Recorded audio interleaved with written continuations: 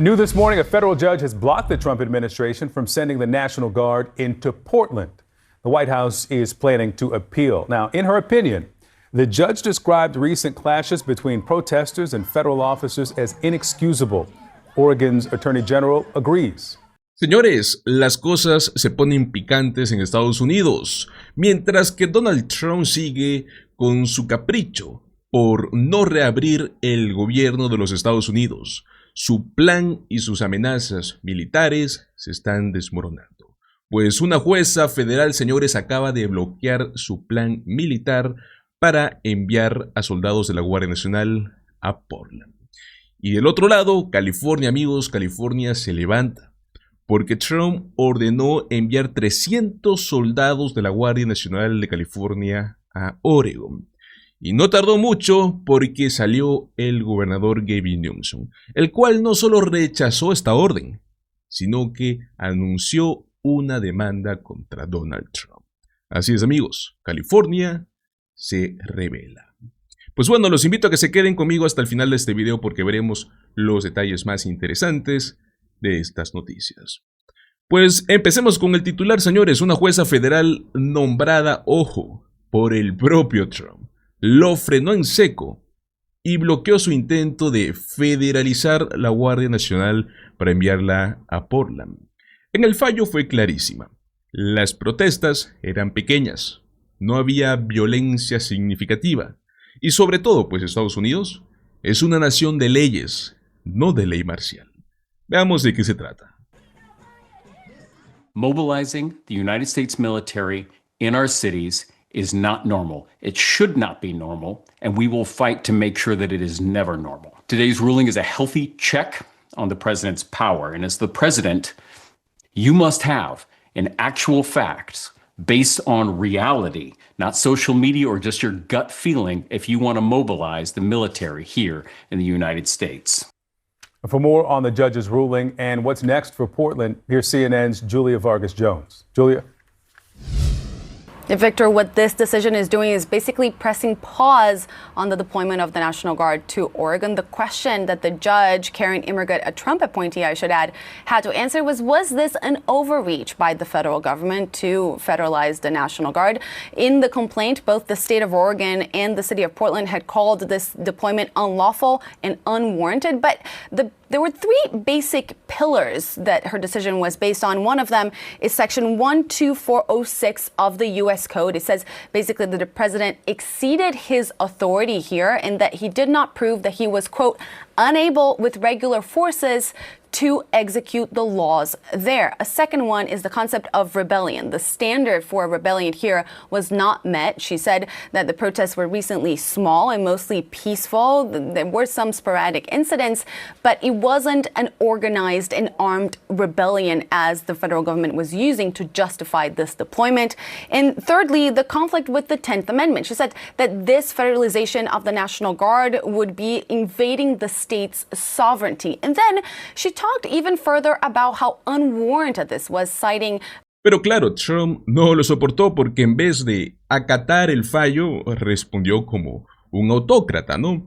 Ordenó enviar 300 soldados de la Guardia Nacional de California a Oregon, pasando por encima de los gobernadores y del sistema judicial.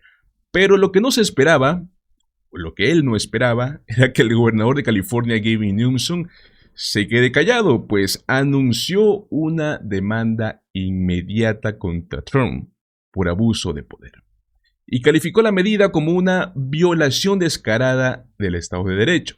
En sus propias palabras, el presidente está tratando a los jueces como enemigos políticos y utilizando a nuestras tropas como piezas de su teatro personal.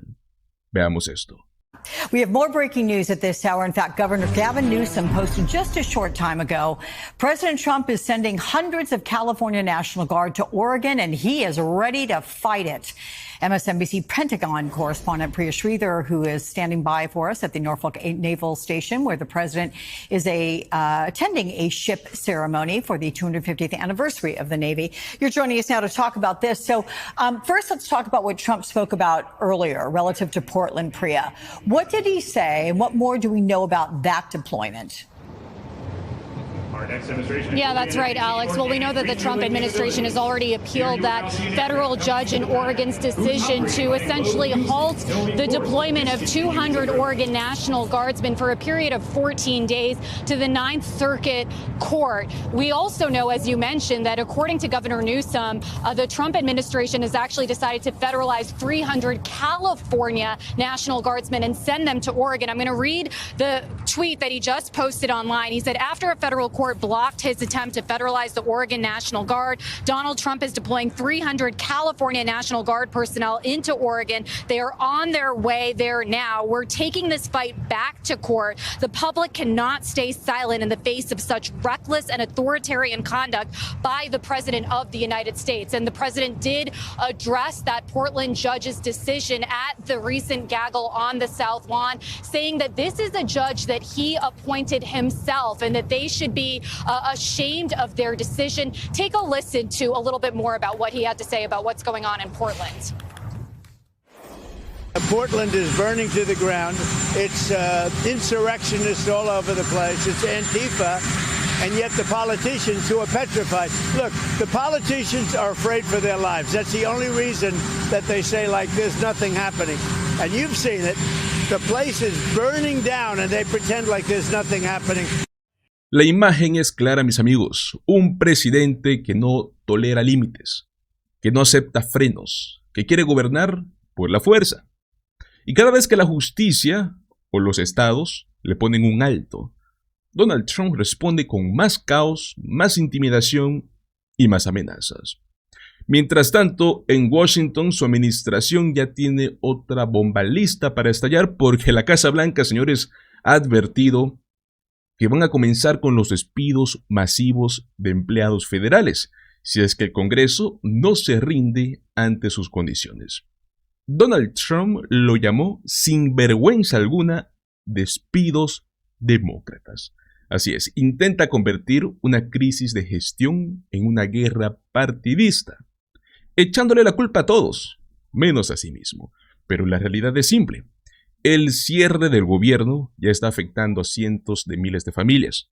Los servicios públicos están paralizados, sueldos congelados, y el presidente juega con la economía del país como si fuera su casino personal.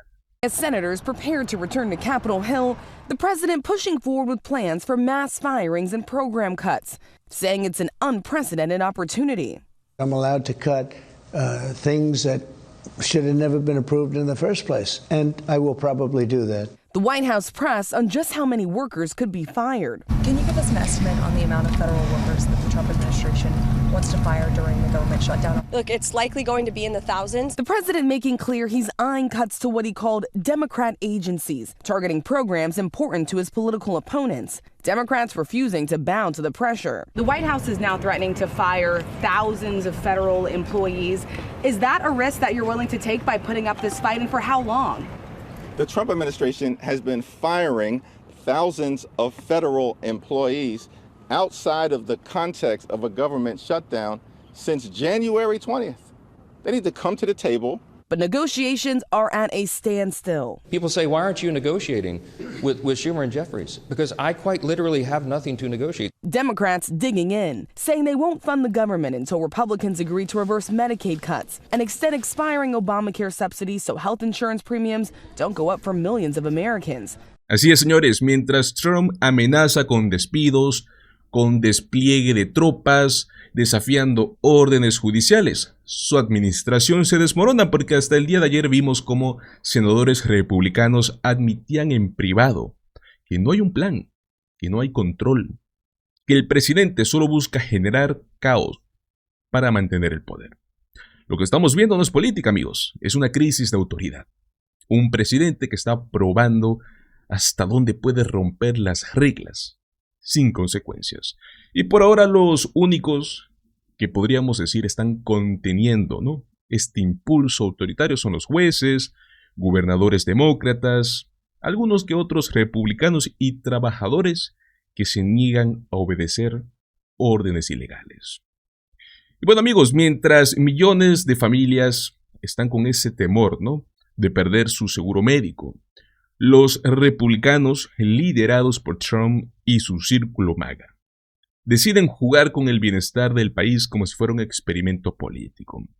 Del otro lado, hemos visto una reciente pronunciación por parte de demócratas que aseguran que esta vez no se van a doblar, que están dispuestos a resistir hasta el final. Pero ustedes tienen que hacerse las siguientes preguntas. ¿Qué es lo que realmente está en juego con este cierre de gobierno? ¿Y por qué es que Trump parece disfrutar del caos? En medio de este cierre que afecta a miles de trabajadores federales, que amenaza con disparar los costos de salud, hemos visto al congresista demócrata Robert García advirtiendo y anunciando que su partido no va a ceder ante el chantaje de Trump. Mientras la Casa Blanca republicana se hunde, se está hundiendo, porque señores, se está hundiendo en disputas internas. Donald Trump, ¿qué hizo este fin de semana? Pasó sus días en el campo de golf y en redes sociales, alimentando la división. Según Robert García, esto es parte de una estrategia, que es utilizar el gobierno como un arma política, destruir el sistema de salud y, por último, favorecer a los más ricos, mientras el pueblo paga el precio.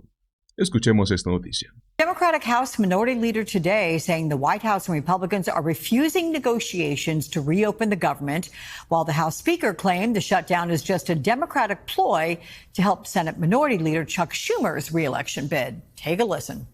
The last time there was a conversation with Republican leadership was in the White House meeting last Monday, and unfortunately, since that point in time, Republicans, including Donald Trump, have gone radio silent. And what we've seen is negotiation through deep fake videos, the House canceling votes, and of course, President Trump spending yesterday on the golf course. That's not responsible behavior. They're not serious. This is not a serious negotiation. They're doing this to get political cover because Chuck Schumer is afraid that he won't win his next re-election bid to the Senate because he's going to be challenged by a Marxist in New York, because that's the new popular thing out there. Joining us now is the ranking member of the House Oversight Committee, Congressman Robert Garcia of California. He is a member of the Oversight and Transportation and Infrastructure Committees. Welcome back to the broadcast. So let's look at the recent polls, which show Americans are blaming President Trump and Republicans for the shutdown, but a significant share of voters aren't sure who's responsible. Democrats' position isn't just about extending ACA tax credits. It's about showing voters they are fighting back against the Trump agenda. Why is the shutdown fight the right tactic? Can Democrats still win the messaging battle if they don't get their health care concessions? People need to be very clear about what's about to happen and why we're in this fight.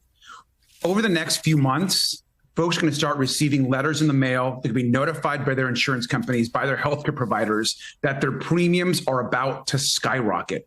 In some cases, they're going to double, or even further than that, their costs are going to go up. And so at a moment where people are struggling to pay for housing, to pay for groceries, the last thing that the American public, working class families need is for their healthcare costs to go up, which is why we are so adamant at this moment that Donald Trump and Republicans do not allow these Affordable Care Act subsidies to expire. That is why we are willing to take on Donald Trump, to stand firm and stand tall. And Senate Democrats shouldn't give Donald Trump one single vote to pass his budget that not only takes away and harms healthcare, but gives more to billionaires and large corporations in this country, which is exactly why we've got to stand tall in this moment. It was suggested earlier on the broadcast that we've got about 3 weeks or so until people start getting those notices and open them up and go, what? Which means Democrats have to hang on at least that long. Is that a fair assessment? Look, personally, I'm hanging on as long as possible here. We have to stand tall. Donald Trump has been all about terrorizing communities, sending the National Guard and the military into American cities, kidnapping people off of our streets, taking rights away. He is using the government to weaponize and fight his own citizens in this country. And so right now, enough. I mean, Democrats need to have and match the energy of the people on the ground. They're demanding folks to stand up and fight Donald Trump. And so I think right now, this healthcare fight is a righteous one and one that we've got to be in. And look, I obviously just heard Mike Johnson's comments that you played. I mean, Mike Johnson now apparently likes to lie as much as Donald Trump. I mean, give me a break. Donald Trump is playing golf while he should be negotiating a safe landing for healthcare in this country. He could care less that millions of people in this country are about to see their healthcare costs explode. He could care less that 17 million people will likely see their Medicaid taken away or dramatically reduced over the course of the next few years. And so these are all because Donald Trump wants to continue to give massive tax breaks to billionaires. That's what this is all about. And so we've got to stand tall. And I know it's tough. Government shutdowns are hard. People do get impacted. Government workers need our support. But these same government workers and working families are telling me to stand tall and to ensure that healthcare costs don't go up. Okay. President Trump is openly embracing the far-right blueprint, Project 2025, after denouncing it all the time on the campaign trail. He's backing Project 2025 architect and OMB leader Russell Vought's plan for mass federal workforce firings. Of course, your state, California, is home to about 150,000 federal employees. So how do you respond, first of all, to the president's total about-face on Project 2025 and using the shutdown to inflict the pain that he says he's going to on Democratic-run cities and states? I mean, it's such a shocker. Donald Trump's a liar. Wow, I'm stunned. I mean, clearly the entire time he's been trying to implement Project 2025. That was clear from the beginning. We laid that out, of course. He is very aware that Project 2025 is not just the blueprint for his administration, but the far right have been planning this, as we know, long before even Donald Trump got here. And so they are implementing this plan page by page, which is why it's so important that we stand tough in this moment and push back, not just in our legislatures across the country, which is happening in many states, but also in the courts. And of course, as we near 2026, we have to slow down and stop this Trump agenda. And I'll say one other thing. You mentioned my state. I think our governor, Gavin Newsom, right now is a great example in this country of how to actually fight and push back. He's doing it every single day. And I think he's right on what he said today about the National Guard being deployed, for example, to Oregon, which is ridiculous from our home state. We're taking that to court. We're going to push back on Donald Trump every time. I want to move on to the Jeffrey Epstein scandal with you because you requested Commerce Secretary Howard Lutnick testify before the Oversight Committee after he confirmed in a recent interview Epstein's behavior was obvious to members of his elite social circle. So here's what Lutnick said. I say to him, massage table in the middle of your house? How often you have a massage? And he says, every day. And then he gets weirdly close to me. Ooh. And he says, and the right kind of massage. That's what his MO was, get a massage. And what happened in that massage room, I assume was on video. This guy was the greatest blackmailer ever. Blackmailed people. That's how he had money. So you said that Lutnick's comments directly contradict the Trump administration's public statements. So explain how and what information the committee wants from him. If Lutnick, by the way, doesn't cooperate, will Republicans subpoena him? Rather, Democrats. Yeah, I mean, look, I think those comments in that podcast interview was pretty stunning and revealing. And so we've been doing a lot of work since those comments. I mean, we have a secretary, obviously the Commerce Secretary to President Trump, basically saying that Jeffrey Epstein brought him into his home, showed him the massage room, told him essentially what was happening in that space. We also know that in that same interview, he talked about blackmail pretty openly, and that one of the reasons perhaps was this exchange that was going on between Jeffrey Epstein's short sentence and possible blackmail or information that he knew about powerful people in this country. And so you have a current Trump cabinet member, you have a former Trump cabinet member in Alex Acosta actually putting together that sweetheart deal.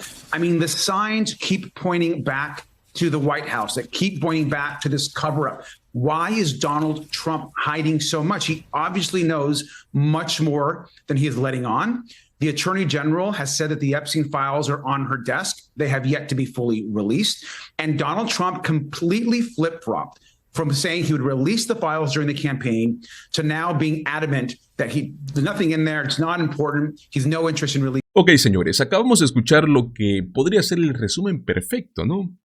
De el problema de todo esto. Donald Trump nunca ha gobernado para la gente común. Su prioridad siempre ha sido temas como el espectáculo, el poder, beneficios fiscales para los multimillonarios, porque lógicamente ese es su círculo. Este cierre de gobierno no es un error, es una negociación complicada. Es una estrategia deliberada. Donald Trump busca crear caos, para luego presentarse como el único capaz de restaurar el orden, tal y como lo ha hecho siempre. Sembrar el incendio y luego posar como bombero. Mientras tanto, pues millones de familias trabajadoras ahora están enfrentando el riesgo de perder los subsidios del Obamacare, lo cual pues obviamente podría duplicar el costo de los seguros médicos. Eso, amigos, en un país donde el 60% de las familias ya viven del día. Es prácticamente una sentencia económica. Pero lo más peligroso no solo es el impacto económico, es el precedente político, porque Trump está utilizando un cierre de gobierno como un arma ideológica. Es más, lo ha dicho abiertamente, quiere reformar la administración pública para poder despedir a miles de empleados federales, reemplazarlos por personas leales a su agenda extremistas. Algo que encaja perfecto con lo que vengo diciendo hace días. Señores, estamos una vez más en las puertas del proyecto 2025. Recordemos qué representa este proyecto. Es el manual para desmantelar instituciones democráticas desde dentro. Centralizar el poder en el Ejecutivo. Eliminar protecciones sociales, reducir libertades civiles, encontrar y controlar el aparato estatal con una ideología maga. Por eso, señores, este cierre no es simplemente una pelea de presupuestos, es una guerra por el alma del país. Aquí es donde los demócratas están jugando este papel, que es resistir. Robbie García lo dejó claro, ¿no? Si ceden, estarían entregando el país a los mismos que lo han utilizado como un tablero político durante años. Mientras Trump habla de defender la nación, la realidad es que sus políticas castigan a los más vulnerables y benefician a los más ricos. Mientras habla de libertad, te está imponiendo un control ideológico. Y mientras te dice querer salvar la economía, paraliza el país con un cierre que él mismo ha provocado. Este cierre no es un accidente, es simple. Es parte de una guerra política diseñada por Trump y por sus aliados para mantener el poder a costa de la estabilidad del país. Y bueno, los demócratas, esta vez, parece, ¿no?, haber entendido que ceder es rendirse y entregar el país. Pues bueno, estará en sus manos y veremos qué es lo que sucede. Pero ¿qué opinan ustedes, amigos? ¿Creen que los demócratas podrán resistir aunque este cierre dure semanas, meses? ¿Deberían negociar para reabrir el gobierno?